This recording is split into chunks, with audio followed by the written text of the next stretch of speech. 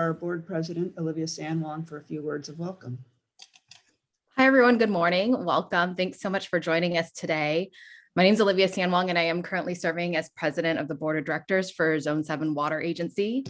And I just want to take a few moments to introduce myself and also the board. There's 7 of us on the board, and we live across the 3 cities in the Livermore and Amador Valley region. So that's Dublin, Pleasanton, Livermore. I personally live in Pleasanton, but I grew up here in the Tri-Valley. I actually went to elementary school in Dublin. My dad spent a lot of his career working at the hospitals in Livermore, at the Veterans Administration and the Valley Memorial, Valley Care now hospital. And actually when my family moved to Pleasanton, we moved from Livermore. So certainly I'm certainly very well connected throughout the Tri-Valley. And I can say with our board, we're pretty well distributed across the 3 cities. So this is a nice time to bring us together and to really learn about Zone 7 as an agency and the work that we do at Zone 7 to make sure that we have a safe and reliable water supply as well as flood protection for the Tri-Valley region. And I do know that Zone 7 has been extended to also include the Doherty Valley region of San Ramon, and I'm really glad to see DSRC here today as well. We're going to get an introduction of the management team here at Zone 7 and the resources they provide, and we'll also share our efforts in transparency and educating the Tri-Valley on water-related issues.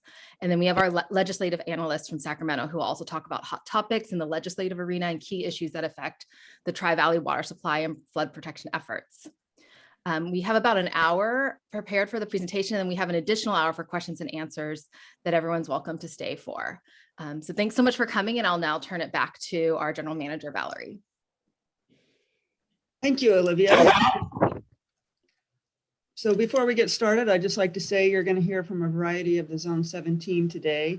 They will include Osborne Solite, Assistant General Manager, Coulter Anderson, Production Manager, Jarnell Chahal, Engineering Manager, Carol Mahoney, Integrated Water Resources Manager, Alexandra Bradley, Communications Specialist, and then speaking for our Legislative Advocacy Group will be Jack Gualco.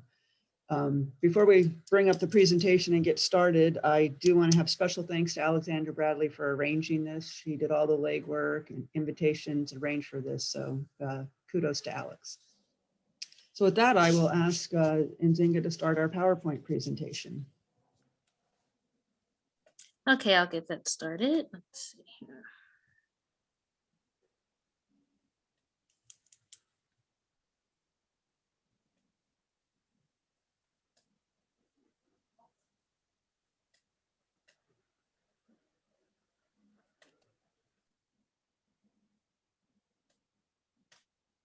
Can everyone see it okay? Yes, thank you. Okay. So again, welcome to our Zone 7 legislative briefing and agency overview. Next slide, please. Just give you an outline of what we'll discuss today. A little bit of our governance and history, an overview of the agency, our 5-year strategic plan, water supply, operations and maintenance, water quality, capital improvement projects, flood protection, transparency, outreach and education, financial matters, and then a legislative briefing. So on to governance and history. Next slide, please. And we can go on to the next slide. So Zone 7, we are a dependent special district established under the Alameda County Flood Control and Water Conservation District Act. And as a standalone district, the agency was established by a vote of the residents in 1957. And we have our own elected board to provide us local control of integrated water resources. We are a dependent special district, so we are part of Alameda County, but again, we operate pretty autonomously. And you can go to the next slide. And we do have our own elected board. So here's your Zone 7 Board of Directors, continually formulated and implemented the needed programs for flood protection and water resource management. And we do incorporate recreational and environmental benefits where feasible. So you've met President San Juan, we have Vice President Angela Ramirez Holmes, Director Dennis Gams, Director Sarah Palmer, Director Sandy Figures, Director Michelle Smith McDonald, and Director Lorene Green. Next slide, please.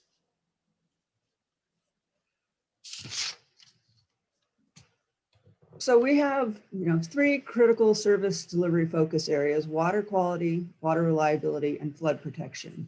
And these all go hand in hand. You can go back to that previous slide in Zynga. But all of these items are critically important to an economically and environmentally vibrant community. We do take very seriously providing a high quality of life for the Tri-Valley. These services are increasingly complex and there are many challenges. Finding and maintaining surface and groundwater resources, water treatment and water quality, making sure that we engage the community and communicate to the community the value of water, maintaining and replacing aging infrastructure, and ensuring adequate financial resources. So those themes go through all of those. Next item, please. Next slide, I should say. So our water supply for Zone 7 for the Tri-Valley, we get approximately 70% of our water from the State Water Project. And so we are known as a State Water Project contractor, and this means that Sierra snowmelt starting in the Feather River and coming through Lake Oroville comes through the Delta and gets delivered to Zone 7. And this is just a map of the state.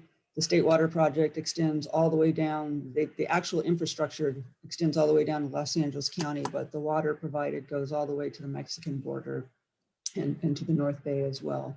So it is an elaborate statewide system. You can see where we're located. You all know where we're located, but we also have groundwater banking projects down in Kern County, which is that lower circle on this diagram. So the point of this is we are integrated into a pretty complex state system. And we'll hear more about water supply in a bit. Next slide, please. So now I'd like to focus on our 5-year strategic plan. This was adopted, I believe, last year. Next slide, please. So the Zone 7 board with the facilitator and with the employees did a pretty intensive dive into our strategic plan to come up with a new look. So this is a 5-year plan for 2020 through 2024.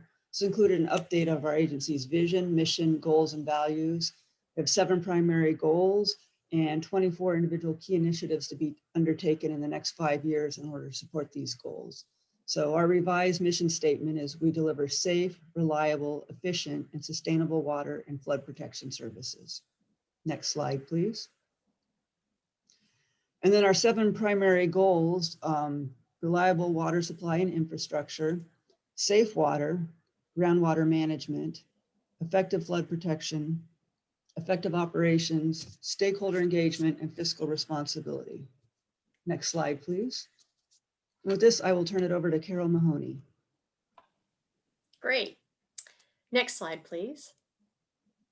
So I'm going to tell you a little bit about our water supply. Valerie mentioned that about 70% of it comes from the State Water Project. And this is just a graphic that kind of illustrates in a different way what Valerie was talking about, how the water moves through the state. So you can see that Sierra snowmelt moving through the South Bay Aqueduct and coming ultimately to our plants in the valley. We serve about 40,000 acre feet on average. That's the demand for the entire valley. And an acre foot being that, a foot of water over roughly an acre of land. So you can see about how much water that would be. You can imagine that across the entire valley, that's the water use. We have those incoming supplies as well as water that we use from storage. So those incoming supplies come from the State Water Project as a part of what's called our Table A allocation. And that's about 80,619 acre feet is what's listed as being a part of what is allocated to Zone 7, but we just get a percentage of that each year. So in a year like this, where it's only 5%, you can see where we're only going to get about 4,000 acre feet. On average, we're getting about 48,000 acre feet per year from the State Water Project. We also have local surface water that comes in through rainfall and runoff in the Arroyo Val. And so that's captured in Lake Del Val. And the projected average for that is about 5,500 acre feet. Then we take water from storage. We have what's called carryover, which is the water from the State Water Project from the previous year that wasn't used. And we generally try and target having between 7,000 and 10,000 acre feet available from what's that carryover water is. Then there is the water that is in Lake Del Valle, that's the water that we receive as storage in the lake. That varies from year to year depending on the rainfall, but it has averaged about 7,500 acre feet. We also have a groundwater basin that I'll talk a little more about in a minute, and that has a large capacity to store water. So the total capacity about 254,000 acre feet, of which we'll talk about how much we actually use in the next slide. And then there's our groundwater banks that Valerie mentioned down in Kern County. And for those, we can have a total storage up to about 198,000 acre feet. So next slide, please. Let's talk a little bit more about that groundwater basin. The agency overlies the Livermore Valley groundwater basin. We just call it the basin here. And we have what's known as the main basin, which is the most productive and high yielding part of the aquifers. And it generally is overlain by the cities of Pleasanton, mostly Pleasanton, and then a little bit of Livermore. So the main basin has an estimated capacity of that 254,000 acre feet. And a lot of that is coming from natural recharge. We only get about 13,000 acre feet annually through the rainfall, but we also have the streams that recharge the basin, and we have the irrigated water that occurs over portions of the entire basin. The agency only pumps that water, which we artificially recharge through the streams. So the rest of the water is reserved for the allocated users. So that predates the formation of the agency. So that 13,000 has been allocated among the various users. And for the retailers, that's what's called a GPQ, or a groundwater pumping quota. So Zone 7 is the Groundwater Sustainability Agency per the Sustainable Groundwater Management Act of 2014. We were designated in the legislation, as well as accepting the role for the entire service area. Zone 7 does have an approved alternative groundwater sustainability plan that was approved by the Department of Water Resources in 2019. And we received a Proposition 68 grant to provide an update to that plan, and to also address comments from the Department of Water Resources, as well as some public comments. And we've started that process today, and we're also looking into becoming initiate the groundwater sustainability plan for the Sunol groundwater basin, which is within our service area. Additionally, for the groundwater basin, as a part of our oversight, we administer Alameda County's well ordinance, and that includes drilling and well permits, as well as there's a septic tank program, which we're looking at on-site wastewater treatment systems, and also a toxic site surveillance. Next slide, please. So a little bit more about our water supply and the history associated with the basin. You'll notice in this graphic that you see the green line representing water levels through time. The beginning of this in 1900, showing that the basin was beginning to be an overdraft from just the well use in the valley until about the mid 1960s. Again, Zone 7 was formed in 1957. We started importing water from the state in 1962, and that's when our artificial recharge program began. And from that time, you'll notice that there's a recovery period where the green line begins to go up. And this represents the levels in the basin as they rise back and are recovered from that overdraft condition. So what you see as the lows within that gray bar represents times when there have been recent droughts. And you can see that Zone 7 has continually maintained the basin within a certain sustainable level. And this is because we're able to do active monitoring and management of the basin through being able to bring in that state water project water. Next slide, please. So a little bit more about how we plan to meet future demands. Along with the Delta Conveyance Project, the agency is currently pursuing several other alternatives to ensure that we have reliable water that's available in the future. And decisions on these will ultimately be made in the next few years as things continue to evolve. One of them that I'll talk about is Site's Reservoir. The reservoir is envisioned to provide about 1.5 million acre feet of new storage capacity and approximately 240,000 acre feet per year of average water supply yield. The project yield and associated cost are planned to be shared between the water agencies and the state of California, and potentially maybe even the Bureau of Reclamation. So the projected in service for this, though, is not until 2030.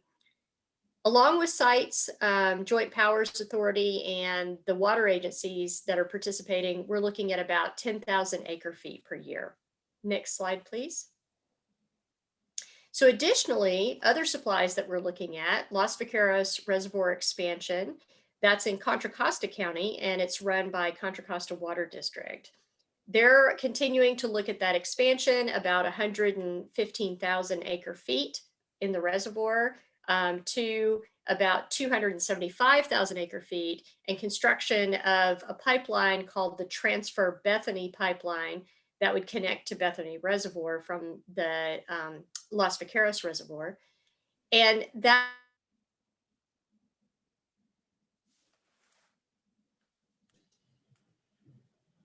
It looks like Carol froze. So we'll give Carol a moment to either turn off her video or log off and log back on, and I will vamp for a few moments. But Carol's talking about, how we're planning to meet future water demands and maintain future water supply reliability. And these are a number of options that we're considering. I'll put a plug in for our special board meeting this Thursday for our Urban Water Management Plan workshop. We're required by state law to do an urban water management plan every 5 years to show how we'll meet demand for a 25-year period. So this is our plan that shows how we plan to meet demand between now and 2045. We're having a workshop, and then we'll look to have that adopted in May.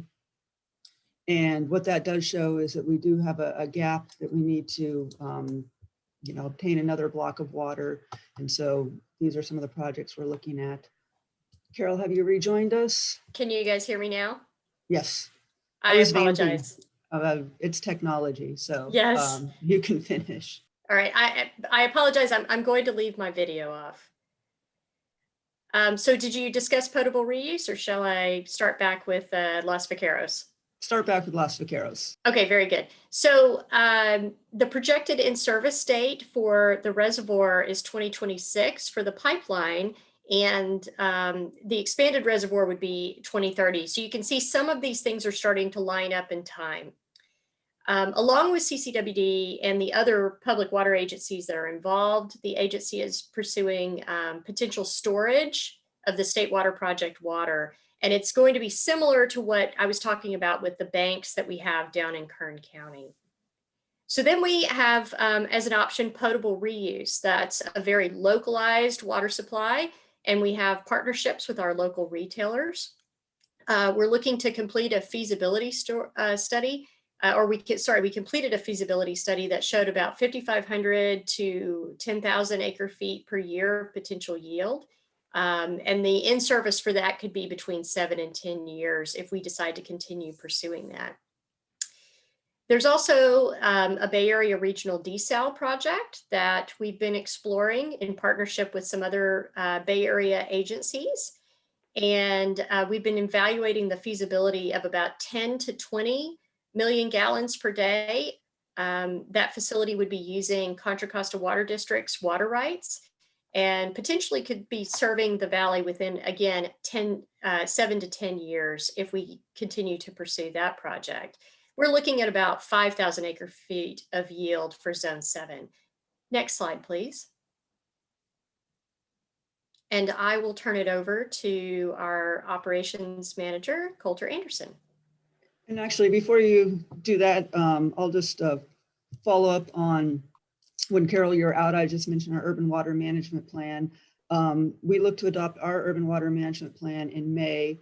And that will be followed up by the retailers adopting their urban water management plans, assuming in June. They are due by June 30th. And we've talked about our water supply, our overall water supply, but I'd like to mention, what we do with that water. So we have a few contradictions here at Zone 7. We're considered a wholesaler only, and we sell wholesale water to our 4 retailers, but we actually sell 25% of our water direct to customers, which I'll talk about in a moment. And we're considered an M&I contractor, which means municipal and industrial, but we actually sell 20% of our water to agriculture. So we serve a community of 265,000 approximately. Retail water is provided through Dublin San Ramon Services District, Cal Water in Livermore, the City of Livermore, and the City of Pleasanton. We also sell treated water direct to East Bay Regional Parks, Livermore Recreational Park District, DWR, and the Lawrence Livermore Lab. And then we actually sell, as I mentioned, 20% of our water. It's untreated, but it largely supports the vineyards and agriculture in Livermore. So that's a little, we've talked about where our water comes from. We've talked about where the water goes. And now I will turn it over to Coulter Anderson to talk about how we operate, treat, and maintain the water system. Morning, everyone. I'm Coulter Anderson, production manager. Alex put a very good picture of the Del Val water treatment plant on this slide, complete with the ozone project that was finished this last year. Facilities in there. Zinga, next slide, please. So our water facilities, we have 2 surface water treatment plants, the Del Val water treatment plant, which you saw on the previous slide, capable of 36 million gallons per day. Then we have the Patterson Pass water treatment plant at 13 million gallons per day. They treat the surface water from the Central Valley Water Project.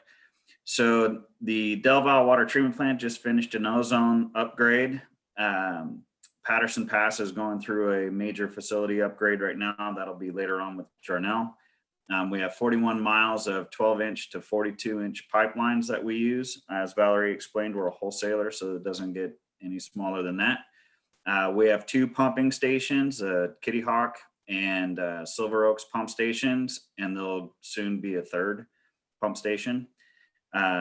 We have the Mocho groundwater demineralization plant. It is part of our salt removal plan. It removes salts and minerals from the main basin with 6 million gallons per day of pumped groundwater.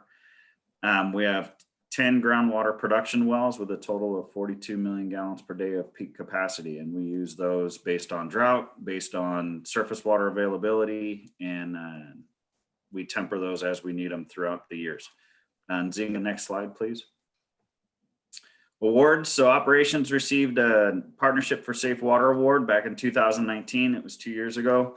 It was the 20th year in a row. This is something that shows how well operations works with the facilities. So the award has more stringent guidelines than the federal EPA or state California water quality laws mandate.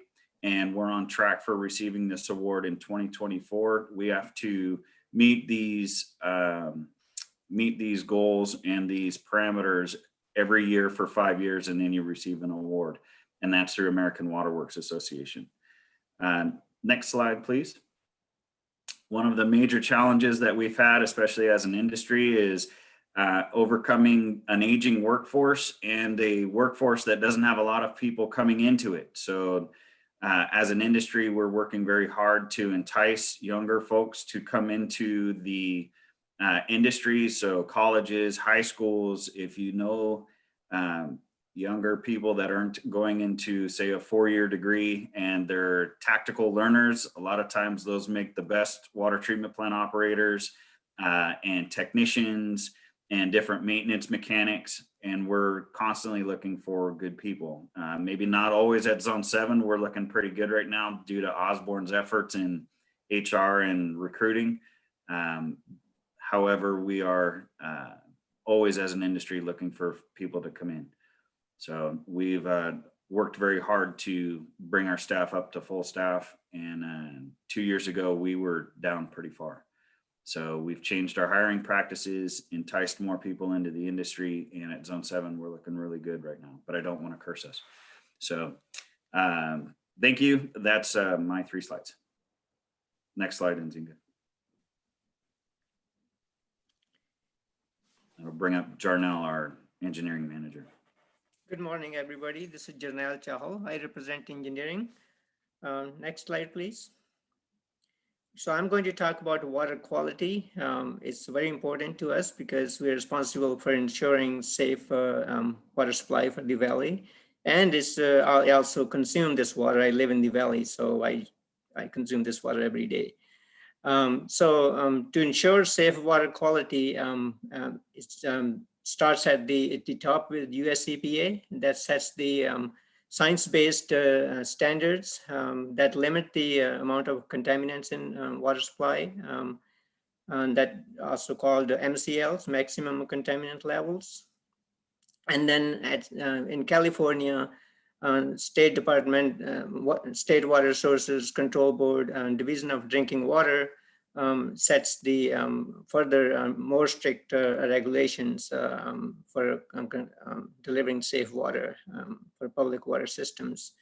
In Zone 7, we have a water quality policy that sets our internal targets 20% better than the US EPA and state standards for the primary drinking water standards. And we also have some internal targets for secondary standards, which is like hardness and taste and odor. So Zone 7 consistently meets all these water quality standards, primary water quality standards. Some of the secondary ones like aesthetics, taste and odor are most of the times met, but sometimes the algal blooms and stuff go out of control. We do get taste and odor complaints and stuff. So next slide, please.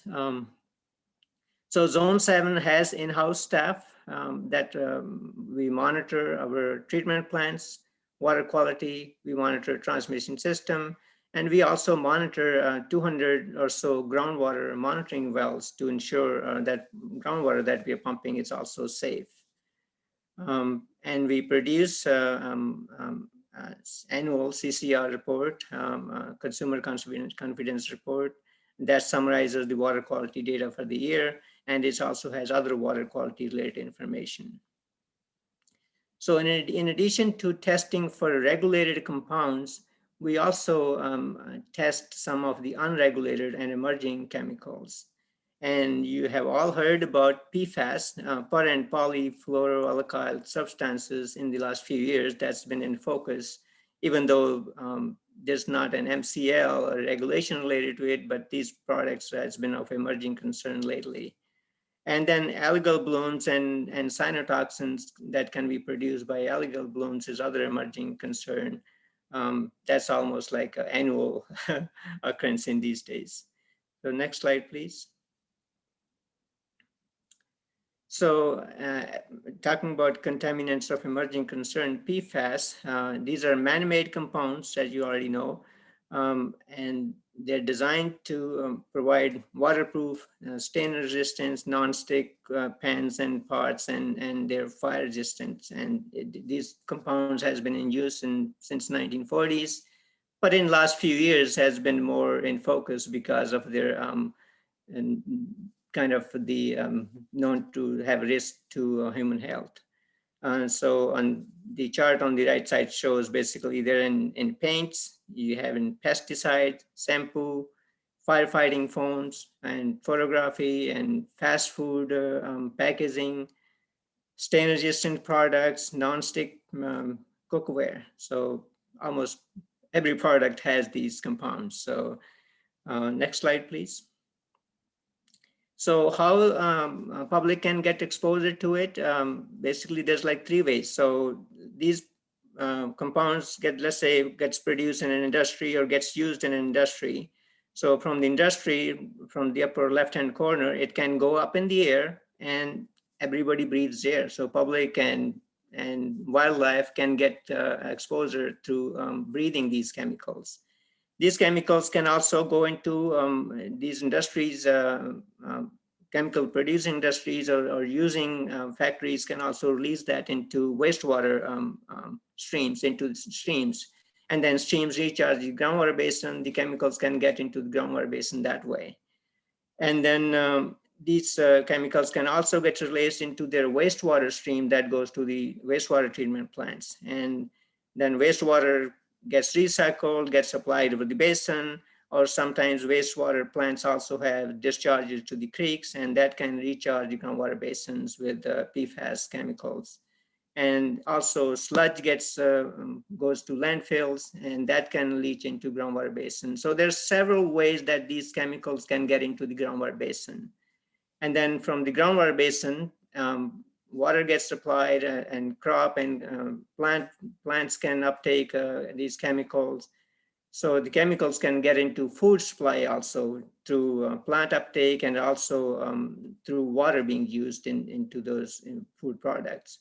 And then drinking water. So the public can get these chemicals through air, through drinking water supply, and also through food supply. Next slide, please. So again, there's an ongoing research on the health effects of these chemicals, particularly because these chemicals are they bioaccumulate.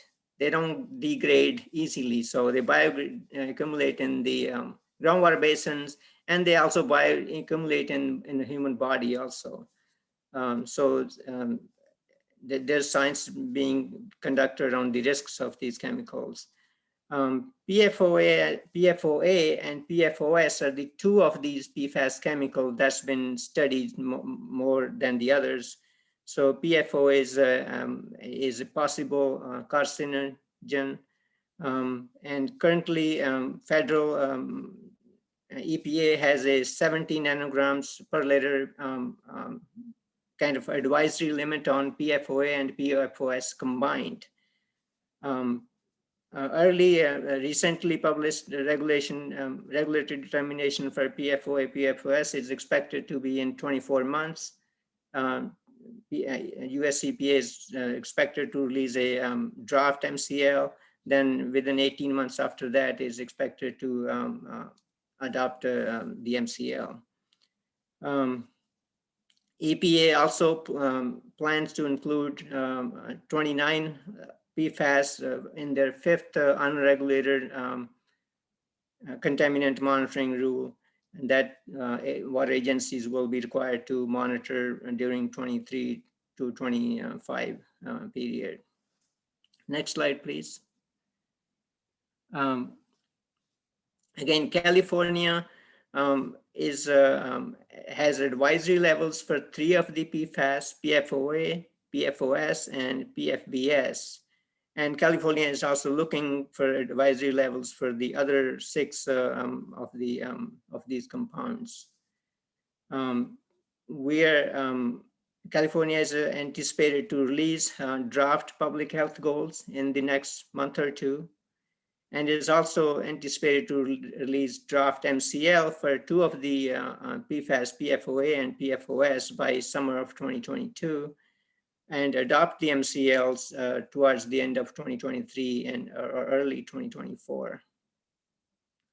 Next slide, please. So Zone 7 is currently monitoring, per the state order, we are monitoring PFAS in all of our production wells, and also some of the monitoring wells. So far, we have not detected, good news is we haven't detected PFAS in our surface water supplies at our treatment plants. So as mentioned earlier, 70% of our water supply is surface water supply. And we haven't detected PFAS in it. And we also haven't detected PFAS in one of our groundwater well fields, Hopyard well field. But we have detected PFAS in 8 of our other wells. The graph on the right side shows the PFAS detections. PFOS is the highest level detected. Mocho 1 well is the highest level, but it's a well that we have not used since 2019. It's in standby mode and we don't use it. But we do monitor all these wells. And some of the other wells have higher PFOS levels. You can see the blue bar is the PFOS, and the kind of the orange one is the PFOA, And PFBS is the gray one. These are the 3 ones that we have advisory levels in California. So even though some of the wells have higher PFOS than advisory level of 40, but because of blending with other groundwater wells in our well fields and our MGDP, Mocho groundwater demineralization plant, the water delivered to the customers is well below the advisory levels. Next slide, please. So now I'm going to talk about some of the major capital projects. Next slide, please. A couple of years ago, we had actually the Delta had a huge algae bloom, and a lot of water agencies were in the news, and we were also in the news, and KRON, this is just clip from KRON, was at our treatment plant, basically. In my 30 years with Zone 7, I think that was the worst algae bloom we had. And we had no ozone that time. And we were just starting to ground break for our ozone project. So this is a clip from that side. But since then, we have more tools in our tool belt to handle algae. So next slide, please. So I'm going to talk about these 4 major projects. Number 1 is Del Valle Water Treatment Plant Ozonation Project. That's a $50 million project. I'll talk about that briefly. Then second project is $110 million Patterson Pass Treatment Plant Upgrades and Ozonation Projects, $110 million projects. These 2 projects are in construction. First one is completed a few months ago, and the second one is in construction right now, and it's going to be completed within a year or so. And the next 2 projects, Chain of Lakes PFAS Treatment Facility, we are planning to design and construct this project. Our board has not approved this project yet. In next few months, we're going to seek board's approval for this. And then Valley Booster Pump Station is a $6 million project, and I'll talk about that a little. And these 2 projects are basically in planning and design phase at this time. Next slide, please. So Del Valle Ozonation Project, there's a few pictures on the right-hand side from the project.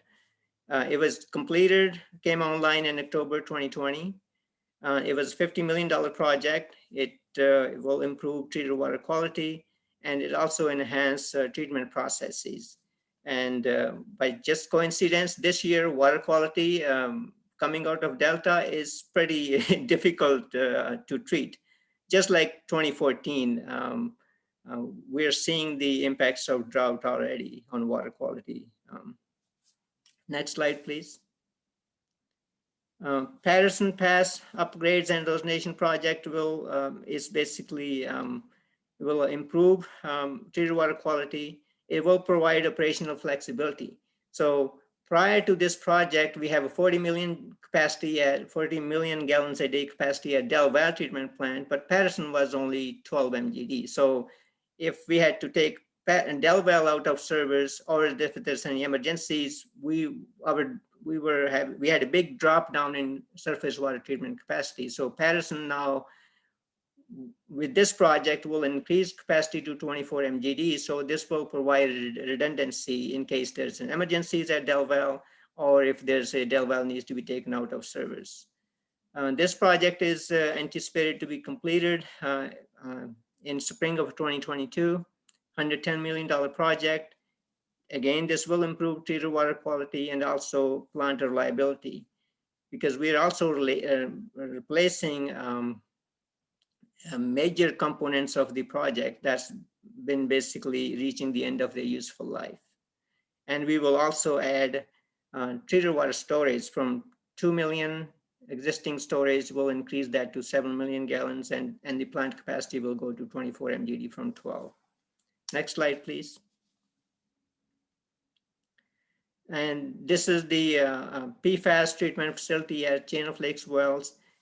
These are the wells that, even though currently we can meet the advisory levels, in anticipation of the future MCLs for the PFAS, PFOA, and PFOS, we believe we need treatment at this well field. and we are planning to install GAC or resin technologies. These are the two best treatment technology identified by EPA, and these technologies remove 90 to 99% of PFAS. The project is estimated to cost about $25 million. Anticipated to be completed by early 2024, and that's when the MCLs for state MCLs for PFOA and PFOS are anticipated to be in effect. The operating costs for the project will depend upon the MCL level set, because that determines how often you change the media, either IX or GAC. So lowest the MCL is set, more often you have to change the media, and that's going to be basically the major cost of operating the facility. Next slide, please. So Valley Booster Pump Station. So on the upper right-hand corner is a map of our system. Basically, under normal conditions, we have treatment plants on the east and southeast side of our system, and water flows through gravity. Basically, surface water goes from there through gravity to our system. But during droughts or during low surface water years, or during some other emergency at the plant, we pump groundwater. We're depending on groundwater here in the valley. We have 10 wells, 40 MGD capacity, but our wells are on the west side of the system. So it requires us to pump water east. We have 2 booster pump stations in the system, but this 3rd booster pump station will help lower pressure on our groundwater wells. That means they can, if you lower the pressure head, how much they're pumping against, then they can pump more. So it will increase our groundwater production. And it will also decrease wear and tear on the wells. So the total project is estimated to cost about $6 million, and project is anticipated to be completed by July 2023. And I'm going to turn it back over to Valerie. Thank you. I will touch on flood and watershed protection. Next slide, please. So as far as providing flood protection in this area, Zone 7, we own and maintain approximately 37 miles of channels. In some instances, you'll see trails along those channels. We do partner with cities and recreation agencies where it is appropriate, then they can operate and maintain trails for recreational use. Our routine activities, routine maintenance includes mowing, tree trimming, fence and road repairs, trash removal, graffiti abatement, rodent and vector controls, illegal dumping. And then we also do repair projects. I think most people here know that the winter storms of 2017 caused significant damage throughout the sites. And we've been repairing those. I think we'll do the last set of repairs this year. We are limited in our construction and maintenance window to summer months, so we can only do so much, but we typically repair about 5 to 10 sites per year. We have a 2006 stream master management plan that is our current planning document for flood protection capital improvement projects. This will be replaced by a new flood management plan, which I will talk about in the next slide. But also wanted to talk about monitoring and community assistance, but we have an extensive network of stream and rain gauges that report data in real time, and you can access that on our website. And then also during our summer construction months, we have an interactive map where people can see where construction will be occurring, and they can have advance notice of any trail closures. Next slide, please. So the flood management master plan, at its last board meeting, the Zone 7 board approved a contract for the new flood management plan. This plan will incorporate a lot of our existing information, but it's going to be a more contemporary approach. It will focus on flood protection goals and will incorporate climate change into a revised strategy. So our 2006 plan, it's obviously 15 years old, but the work started a number of years earlier. So we're looking at data that's about 20 years old. So it's time to update that data and take into account climate change. I think what we're hearing about climate change is, yes, we will have more drought years, but in those years when it rains, it's going to rain a lot more. So we want to take that into account. This is going to be about a 2-year process, and as part of the process, the plan will engage partner agencies and stakeholders and will expand engagement within the community. And next slide. And this is just a kind of hard to read on Zoom map of our channel ownership and recreational use, but you can see all the channels and creeks in there, but the ones that have big bold colors, those are the ones that Zone 7 operates. And like I said earlier, there are trails along some of these, and we do partner with other agencies for those. So with that, I will turn it over to Alexandra for the next set of slides.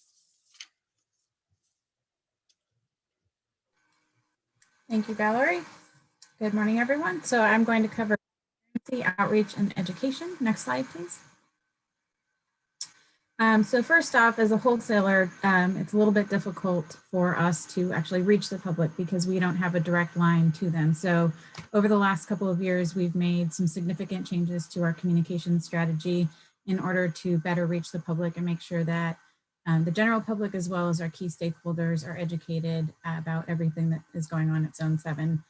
This year in particular has been a little bit of a challenge with the pandemic, but we've made some adjustments there. So our board meetings have gone virtual, and we make those known to the public so that anyone can attend via Zoom meetings and participate in those. We also produce a monthly e-newsletter and also special announcements for any upcoming events or particular areas of interest.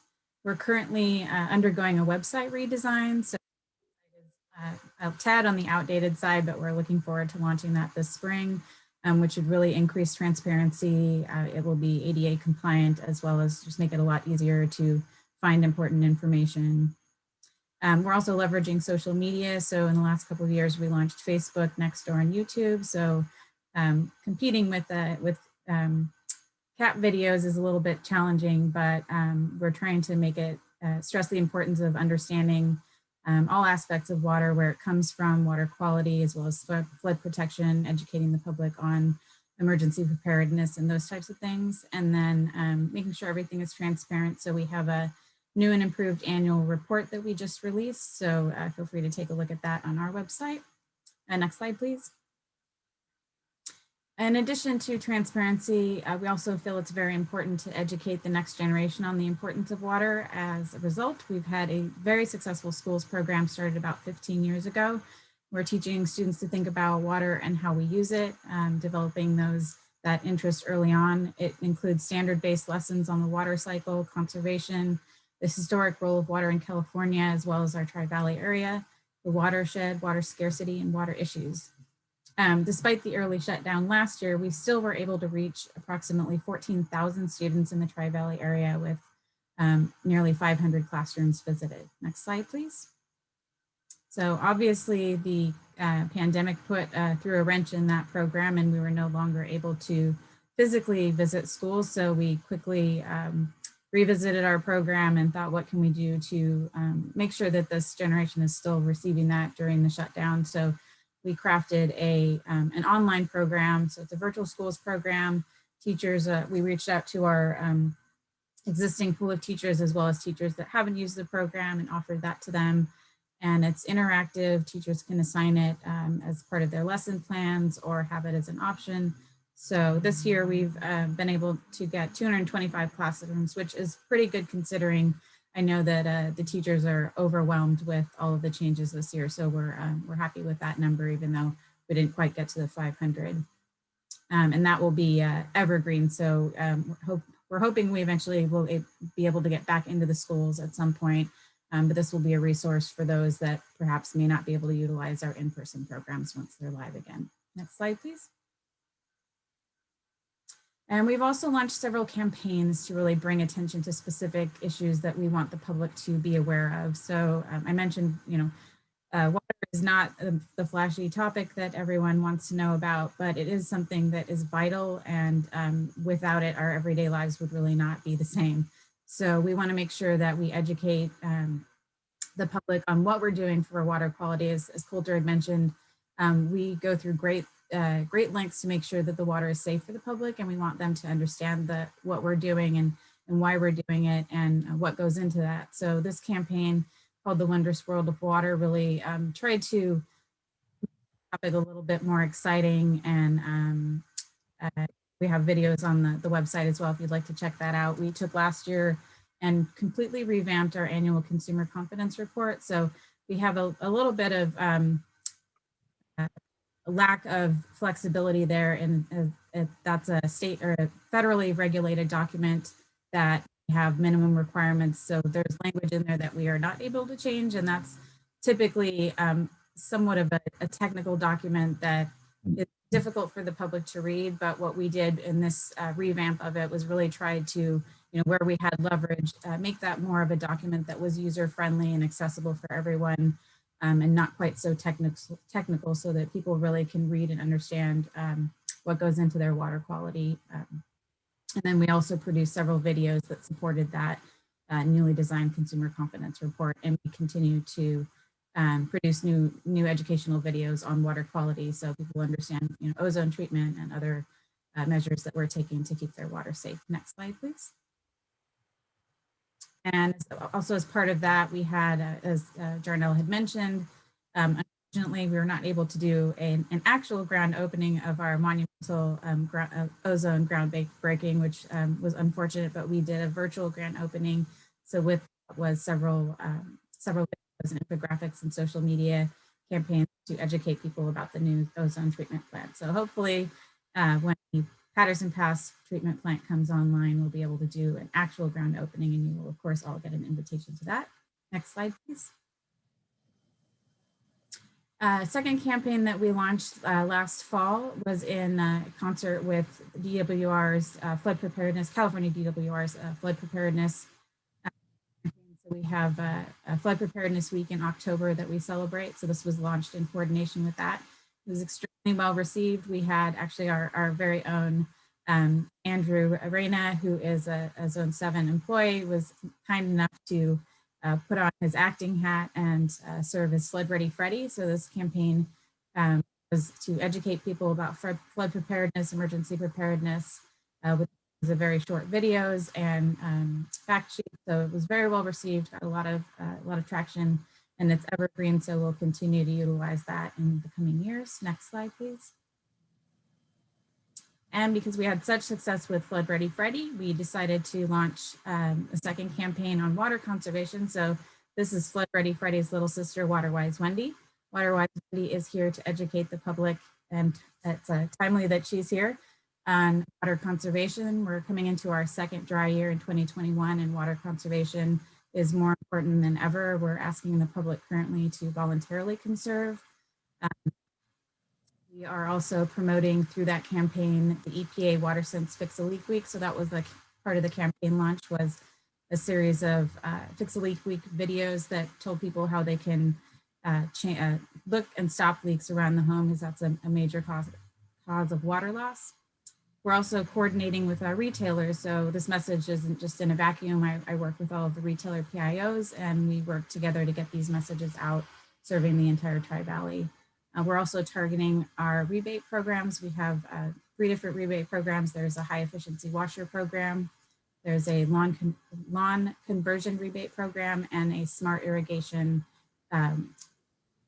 controller program. So we'll be promoting those throughout the program, and those will include several venues for outreach, social media, our redesigned webpage. We'll have some webinars. We have one upcoming that we've partnered with Livermore for the how to grow food the Waterwise way, which will be very exciting. And then we'll have calls to action, how-to videos, as well as some paid media to support this campaign. Next slide, please. And I'll hand it back to Valerie. Thank you. And moving on to financial matters, I will turn this over to Osborne. Hi, good morning. This is Osborne Solitaire, the Assistant General Manager for Finance. Financial matters, or the fiscal responsibility, or goal G for the agency. Next slide, please. So I know you've seen a lot of activities that we are performing for the residents of the Tri-Valley, and how do we pay all of this? So these are the revenue sources for the agency. So we get 3 set of funding or resources, revenue sources. So water rates, these are, we charge customers for the use of water. That's the water enterprise operations. for operations and maintenance of the water systems, and for CIP too, for replacement, renewal and replacement. Then we also have property taxes. This is for Fund 110 or the state water facilities.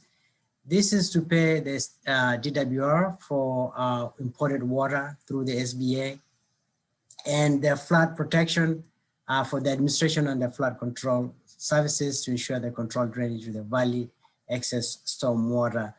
This is the 1% property tax, and the Fund 110 or the state water facilities is the override tax.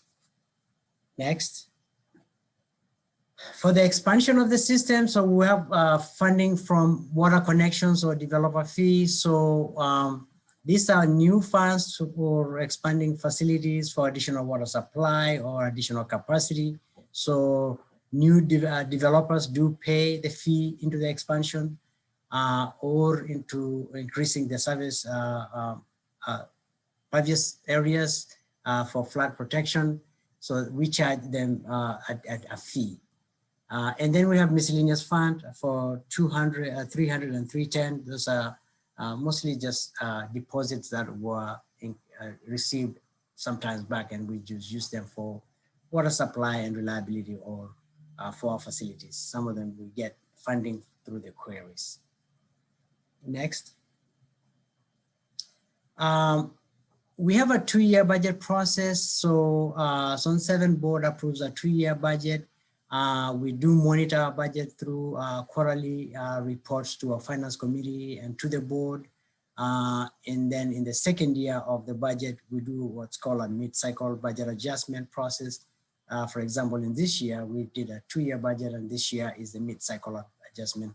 So we do review our budget to make sure that we funding or the cost and the revenues are matching each other, and then we go to the board for a mid-cycle adjustment. On the rate setting process, the board adopts a multi-year rate process. The agency performs a wholesale cost of water service study. We review and update the rates before the prior year, mostly in October, before they become effective in July 1st. Current rate structure is a 60% volume-based and 40% fixed. And the coming calendar year 2022, the volume base will decrease to 57.5, and the fixed component will go to 42.5. As you know, most water agencies, or at least in this Zone 7, almost 80% of our cost is fixed costs. We also have, since 2018, the agency issued revenue bonds to fund some of the bigger capital projects that Janelle was speaking about in the CIP for ozone, the 50 million for ozone, and another almost 7 million goes toward Patterson Pass. So that was 57 million, and then 14 million of that debt was to refinance an old debt that was issued for Coelho Water District to help us in their water banking programs. With those debts, we've been responsible and managing our funds correctly. So S&P rating agency, for all of you in the finance, we've got a AAA+, and Fitch rating last year actually did increase our rates from AA to AAA+. So we are managing our finances properly. Next, and to go with that, fiscal responsibility, these are just the awards that we received. One from the California Society of Municipal Finance Officers for a 2-year budget. And then the other ones, you see the Certificate of Achievement of Excellence for Financial Reporting, or CAFA, Comprehensive Annual Financial Report from GFOA.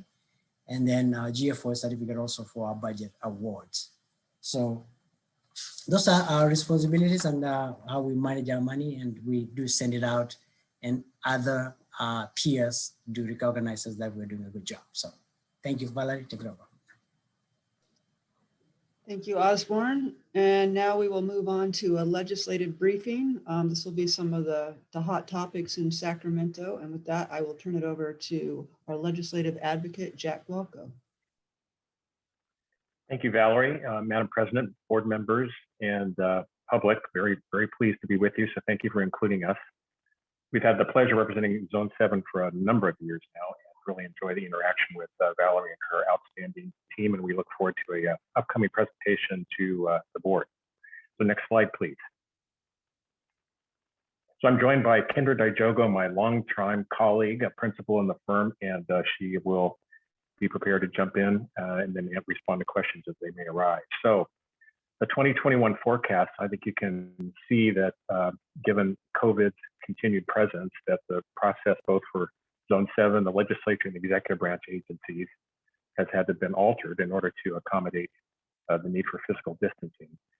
And so as we look at, as this year unfolds, clearly the legislature is asserting itself, but as we will talk about in a few moments, given the potential highly likely recall election for the governor, that the legislature and the governor are going to be trying to coordinate more than they probably would have the recall not look like it's going to qualify. So there'll be a lot of focus on how do we get the economy going again after the hits that it has taken, although surprisingly, the revenue stream coming into the state general fund has actually bumped up aside from the federal stimulus money. So the doomsayers were really proven wrong. We're about just for the month of March alone, we're over $3 billion above what the forecast was by the governor and the Department of Finance.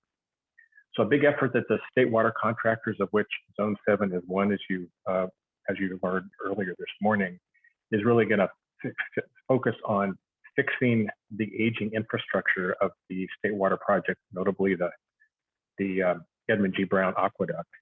And so there's going to be a bill that's moving, SB 559, that's going to call for a partnership between the federal government, the state of California, and local entities to deal with subsidence problems caused on the southern end of the San Joaquin Valley. And then there's also legislation that is going to provide design build opportunities for the non-delta portions of the state water project, which really portends for some substantial cost savings. If the legislature does approve the bill by Senator Bill Dodd, that would allow that to happen. Climate and water bond proposals will get a lot of attention, probably more towards the end of the year. I expect the assembly version, AB 1500, will be sent over to the Senate. Senate will pass SB 45 and send that to the Assembly. So given what we have been learning this morning, there are going to be opportunities for funding for flood control, and there's going to be money funding for additional work on Sustainable Groundwater Management Act implementation. So we'll keep in close contact with Valerie and her team about how we can help leverage your association memberships to also make sure that you're getting the adequate funding that you're going to need on a partnership basis with the state of California.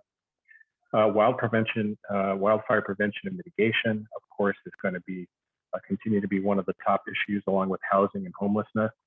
And with that, of course, comes the discussion about how do we deal with public safety power shutoff and the impact that could have on critical infrastructure like Zone 7 operations. And grid management. So one of the issues that's come up, it's another bill in the Assembly, AB 1161 by the chairman of the Assembly Water Committee, Eduardo Garcia, is a requirement that the Department of Water Resources act as the procurement entity for state agencies meeting the state's climate goals in terms of RPS. And a lot of concern expressed by the contractors because that really does get DWR off its central mission, which is to manage the water utility for the state water contractors. So that's going to be a big part of discussion, and we just don't want to see critical staff being reassigned. We lived through that back in 2008, and it did not really work out well for DWR. And we expect to see a whole host of special elections because of departures either the federal government or movement up because of those departures. A good example is in LA County, we've had a special election to backfill a state Senate seat when Holly Mitchell left to join the LA County Board of Supervisors. And then, of course, with Javier Becerra getting confirmed as new Health and Human Services Secretary, we're having a new Attorney General from the East Bay, Rob Bonta, who's going to be up for confirmation by the full legislature. Next slide, please. And I want to just jump in and say the most important was the appointment of Alex Padilla to the U.S. Senate, also for the Kamala Harris vice presidency. Right. And so Shirley Weber, who was sitting in the assembly at the time, vacated her assembly seat, and her daughter is running. Dr. Akilah Weber is running for that seat and being opposed in the Democratic primary by party leader being supported by yet other assembly members. So it's the family isn't exactly lining up together on this one. Well, here are a number of the bills that we were talking about, the two climate bonds at the top, and there are a number of state water contractor priorities that are below that, and we discussed some of those. And then Kendra can fill us in on what's happening with the two DOD bills.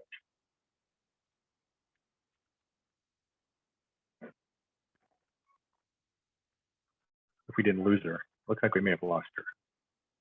So we can Nope, come back to that. when she I'm gets muted. Instead Okay. of starting my video, I muted myself. So apologies, my own technical difficulties. Good morning, everybody. Jack is referring to SB 222 and 223, both of those bills by Senator Bill Dodd from the Napa area. He has had a legacy of bills that deal with water affordability, and these two bills are within that same vein.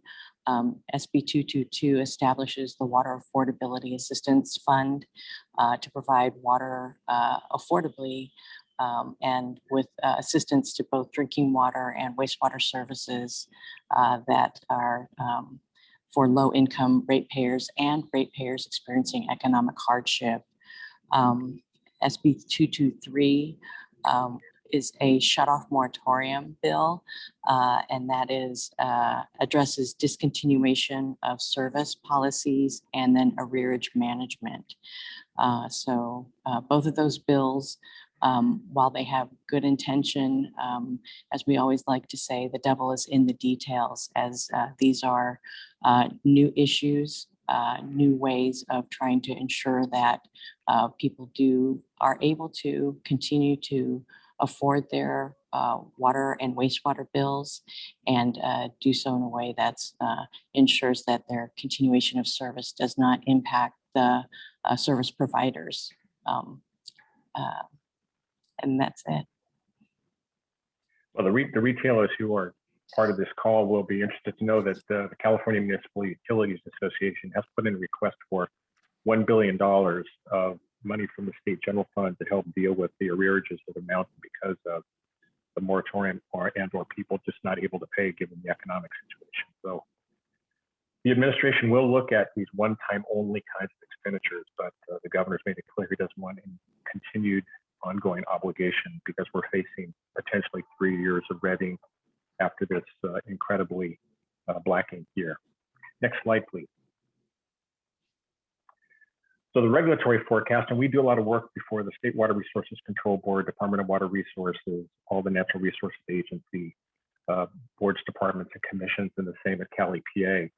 So just to quickly go through, the implementation of the water resilience portfolio that DWR spent a lot of time putting together. The human right to water and the impact on disadvantaged communities is going to continue to get a lot of attention by the State Water Resources Control Board. And the water implementation prior, and you've obviously heard about the ability for Zone 7 to access Prop 68 money for some additional work. You heard from Jamal about PFAS and PFAS. And then, as I just discussed, how do we deal with shutoffs and back billing protocols, and of course, low income rate assistance. So a lot on the regulatory front, and the one that's not included on this slide, and because it's so very recent, is the State Water Resources Control Board has made it very clear through letters out to water right holders that they're going to have a very thorough reevaluation of the privilege of accessing water through the water right system in California.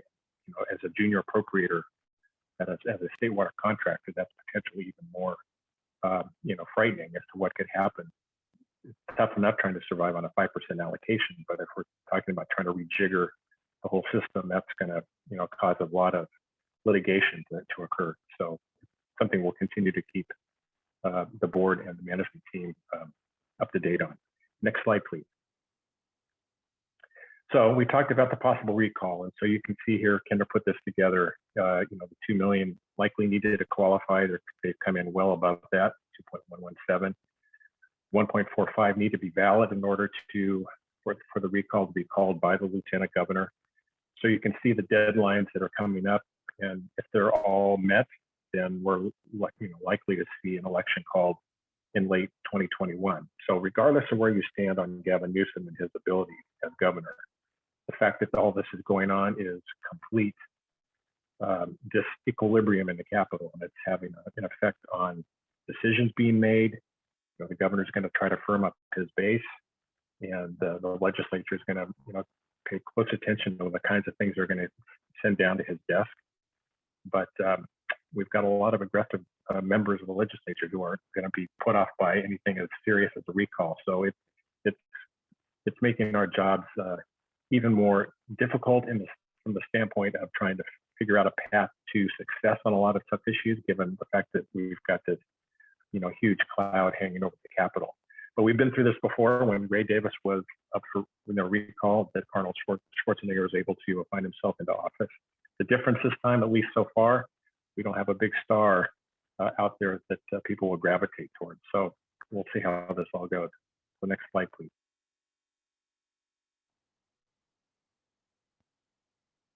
So with that, that's our presentation, and Valerie and Madam President, we're open for questions should there be any.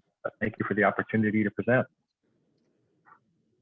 Yes, thank you, everyone. We'll go to questions in just one moment. I'm going to take a moment here to discuss with everyone the critically dry year we find us in 2021.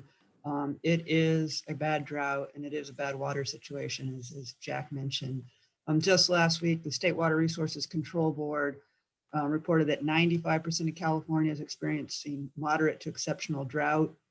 Hydrologic conditions since 2020 have been very similar to the drought years of 2014 and 2015. And then also last week, the Department of Water Resources, had a statement that Lake Oroville is currently at 53% of average. The Feather River watershed, which feeds into Lake Oroville, is on track for its second driest year on record. California's major reservoirs are at 50% of capacity. So this is a real drought. At Zone 7, we're pulling on our various resources to continue to bring water supply into the Tri-Valley area. But as Jack mentioned, when it's this dry and there's not a lot of water supply in the system, it can be difficult. So we are aggressively marketing a voluntary conservation campaign. At this time, we're not recommending a mandatory conservation levels, but we would consider that. We talked about it under communications and transparency. We started out with Water-Wise Windy and Fix a Leak Week, but you're going to be seeing a lot more of Water-Wise Windy. So any help that you can do, and your staffs and your constituents, to get the message out there about conservation, we would really appreciate it. So with that, we will go for any questions. So I will look for Zoom hand raising.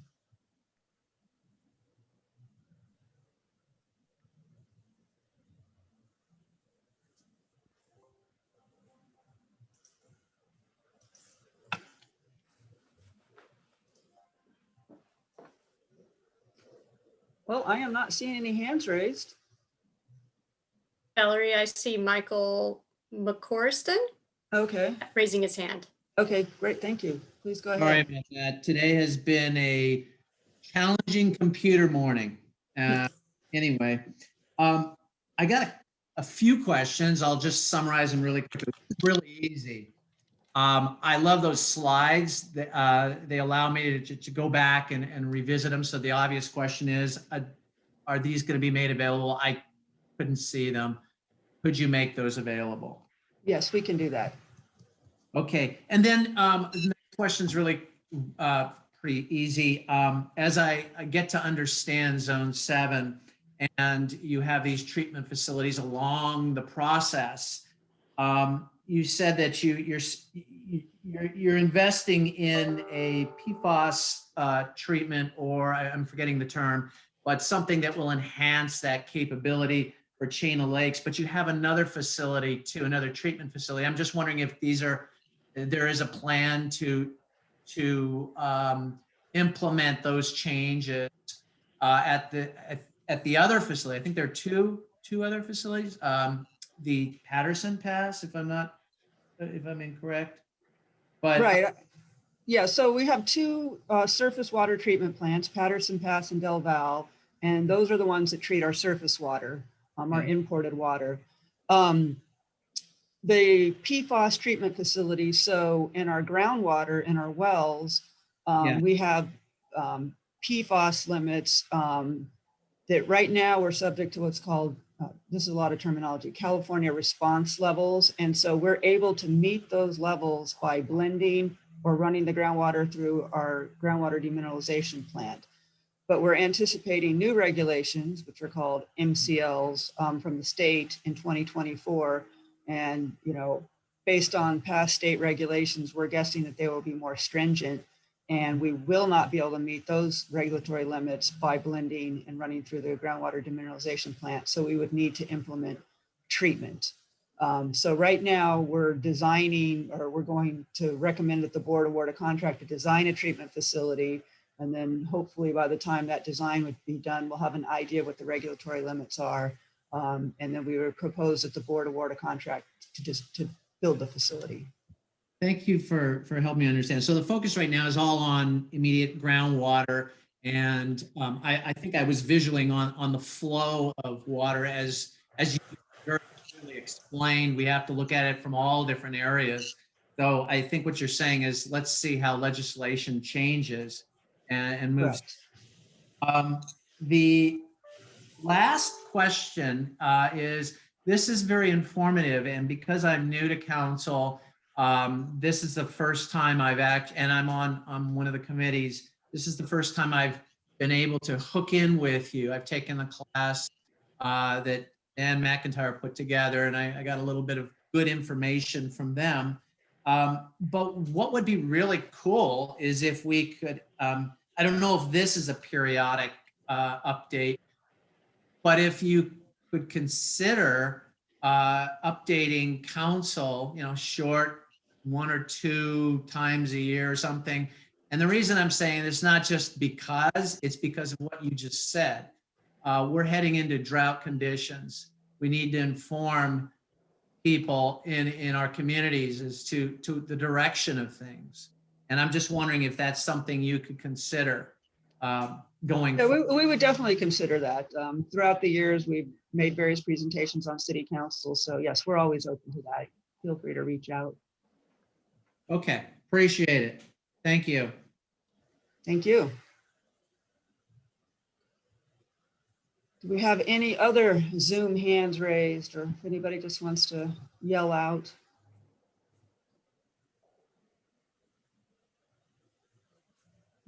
Okay, I'm not seeing any.